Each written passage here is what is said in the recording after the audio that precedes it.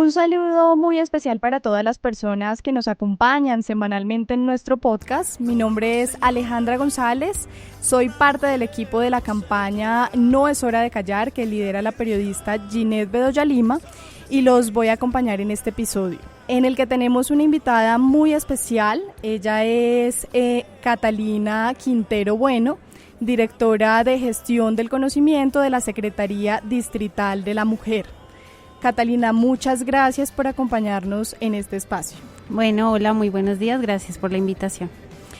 Catalina, primero que todo quisiera preguntarle cuáles son esas funciones específicas que tiene la Dirección de Gestión de Conocimiento dentro de la Secretaría Distrital de la Mujer. Bueno, pues la Secretaría Distrital de la Mujer tiene varias acciones y objetivos y entre ellos creemos que las mujeres de Bogotá tienen el derecho y la necesidad de conocer la situación de sus derechos y la posición de sus derechos frente al alcance real de sus derechos. En ese sentido, la Dirección de Gestión de Conocimiento realiza varias acciones, muchas de ellas encaminadas a la producción y análisis de la información para que las mujeres, la sociedad, los medios de comunicación sepan cómo están las mujeres y puedan hacer una intervención en políticas o en diferentes temas que les interesan a la ciudadanía. En este panorama de los diferentes espacios que tienen las mujeres y los derechos que tienen y que la Secretaría de la Mujer pues es una institución que vela por protegerlos, yo quisiera preguntarle qué información han logrado recopilar respecto a la situación de las mujeres en Bogotá, en los diferentes aspectos y en los diferentes niveles, por ejemplo, o tipos de violencia. ¿Cuál es como ese panorama que tienen respecto a las cifras que tienen en este tema? Bueno, el Observatorio de Mujeres y Equidad de Género para el Derecho a una Vida Libre de Violencias tiene como fuente principal de análisis de la información que nos entrega Medicina Legal. Una vez Medicina Legal entrega la información, lo que nosotras hacemos es analizar y procesar esa información. Entonces tenemos información sobre la violencia física, sobre la violencia sexual, la violencia intrafamiliar y la violencia interpersonal, pues que obviamente quienes son sus principales víctimas son las mujeres. Pues respecto a las violencias, hemos identificado como en donde es más terrible la situación de violencia es la expresión de la muerte violenta o en muchos casos el feminicidio.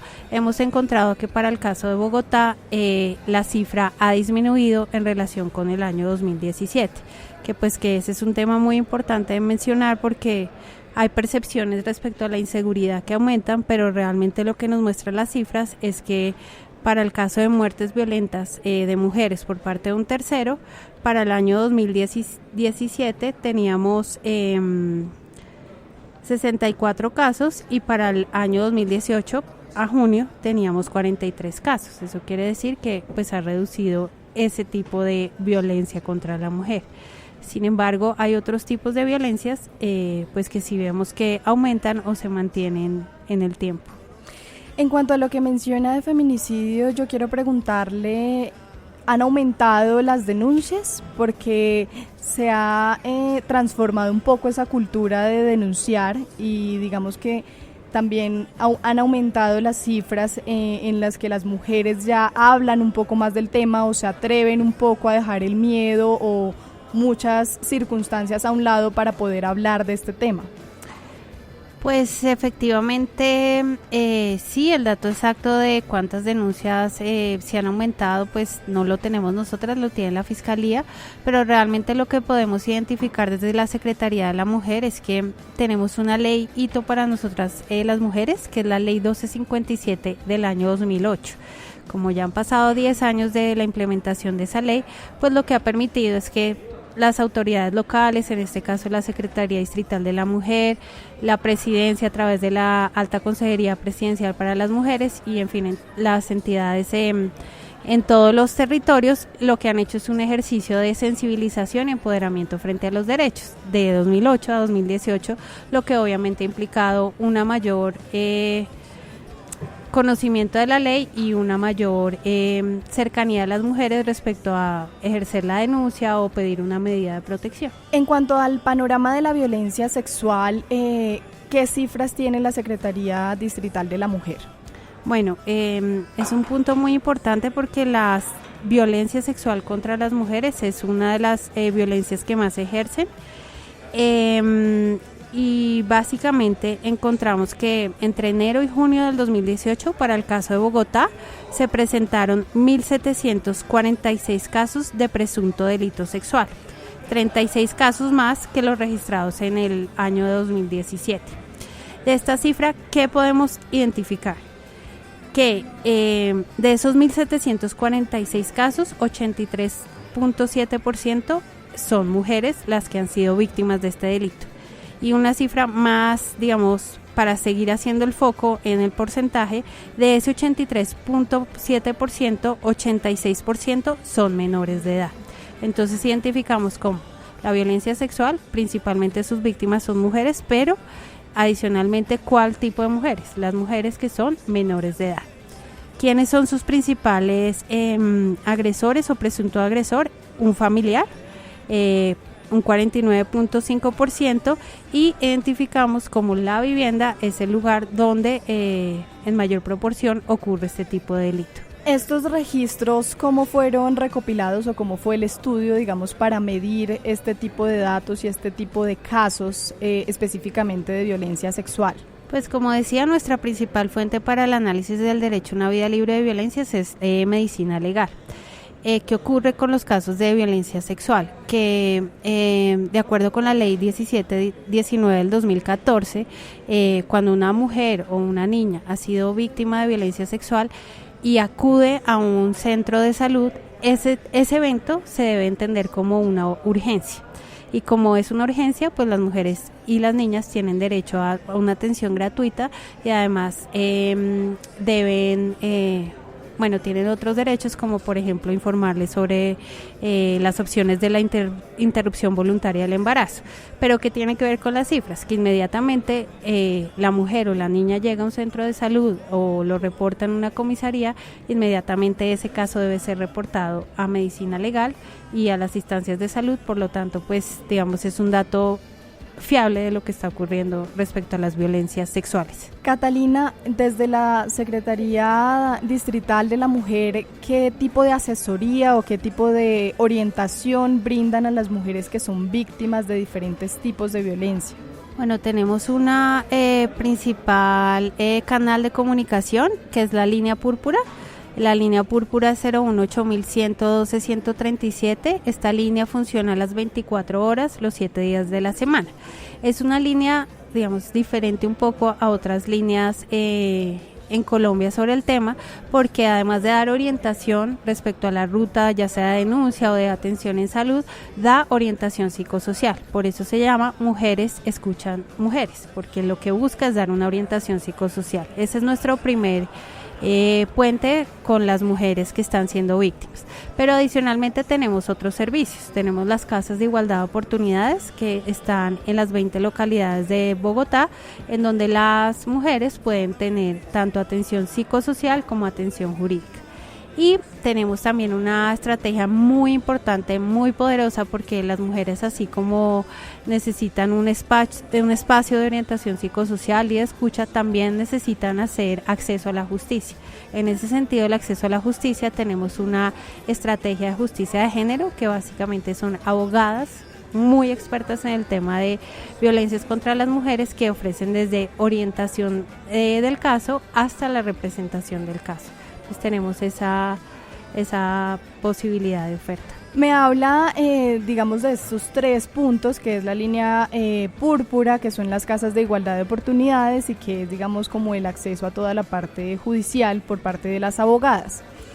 En este sentido, por ejemplo, si yo fuera víctima de violencia, de cualquier tipo de violencia, o tuviera una amiga que en este momento es víctima de violencia sexual específicamente, el primer paso que ella debe hacer o que debe dar es comunicarse a la línea púrpura, o puede, ¿cómo es la ruta de atención? ¿Puede también acercarse a las instalaciones directamente? Claro, ya digamos, si su necesidad, como la primera situación que debe tener una mujer respecto a la violencia sexual, obviamente es el acceso a la atención en salud, por lo que mencionaba. La ley 1719 del 2014 dice cuáles son los derechos de las mujeres víctimas de violencia sexual en general y víctimas de violencia sexual en el marco del conflicto. ¿Qué nos dice esa ley? Que una mujer, pues obviamente lo primero que necesita es la atención en salud. Cuando llega la atención en salud, cualquier institución de salud tiene la obligación de darle la atención, independientemente si está afiliada, si está en régimen contributivo, debe darla porque se cataloga como una urgencia. Una vez recibe esa atención que se cataloga como urgencia, ¿qué es la atención? Que aquí a ti te hagan los exámenes a los que haya lugar a partir de esa violencia sexual, pero que también tengas acceso a, por ejemplo, la orientación respecto a la interrupción voluntaria del embarazo. Una vez, digamos, ya está... y en ese espacio de salud también la misma ley nos dice que hay una posibilidad de orientación o ayuda psicosocial. Una vez, digamos, ya ha ocurrido esa estabilización de la mujer, pues lo que sigue, la siguiente parte que sigue, obviamente es instaurar la denuncia, ¿sí? Ya sea en el CAIVAS, que son centros especializados para este tipo de delitos de asalto sexual, o en cualquier URI de la Fiscalía.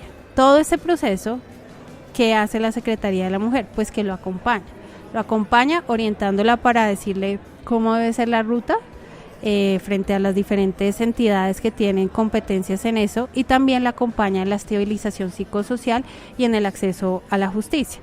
La Fiscalía le puede tomar su denuncia y lo hará muy bien, pero pues sí, uno de los servicios que ofrece la Secretaría es poder acompañar a esa mujer para que tenga mejores posibilidades y no tenga tantas barreras frente al acceso a la justicia. ¿Cuántos casos en este momento tienen de violencia sexual? ¿Hay alguna cifra de pronto que ustedes tengan o un panorama, digamos, de los casos que ustedes reciben? Pues el dato que te di anteriormente es la situación de Bogotá. De esa situación de Bogotá, obviamente nosotras en la Secretaría Distrital tenemos... digamos, un registro administrativo que nos permite saber qué mujeres atendemos por tipos de violencia. Sin embargo, en aras de la confidencialidad de esas mujeres, pues no en ese momento pues no te damos el dato. ¿Cómo está Bogotá en el tema de seguridad y de protección de los derechos de las mujeres?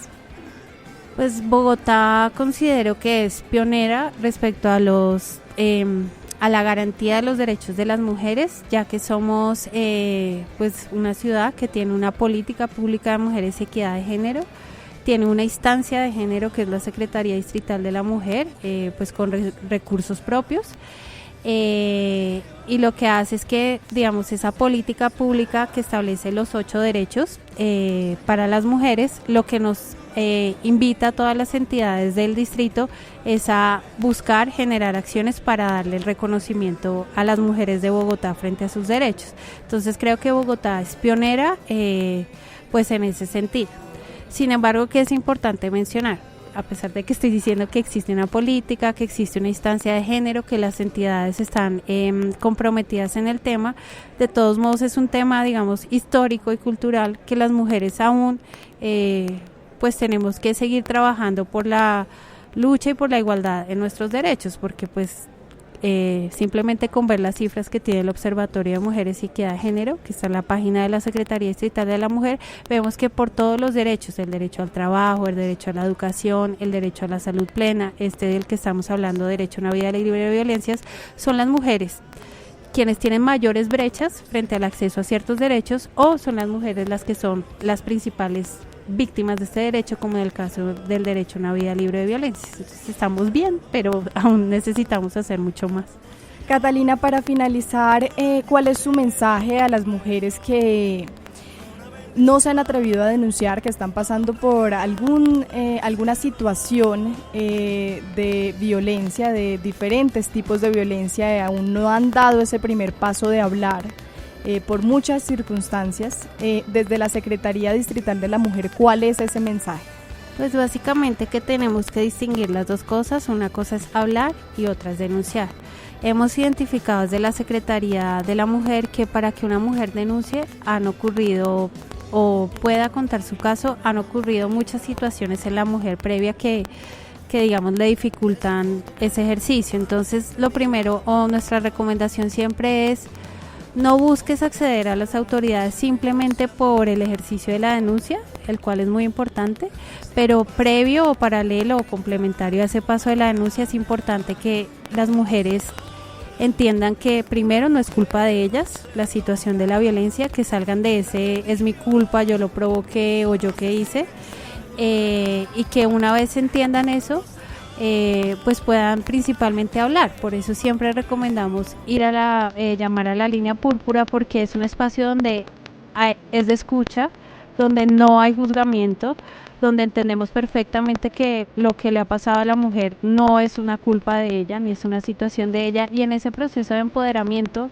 en que la mujer va entendiendo que no ha sido una situación causada por ella, pues la mujer va entendiendo que también debe hacer acceso a la denuncia, pero son dos pasos diferentes. Catalina, muchas gracias por acompañarnos en este episodio, muchas gracias también por la labor que están desempeñando para proteger los derechos de las mujeres, y les recordamos a todos nuestros oyentes que está la línea púrpura, que hay diferentes rutas de atención, que hay diferentes instituciones que están capacitadas para atender este tipo de casos, que es importante dar ese primer paso. Y les recordamos que siempre hay que seguir diciendo: no es hora de callar.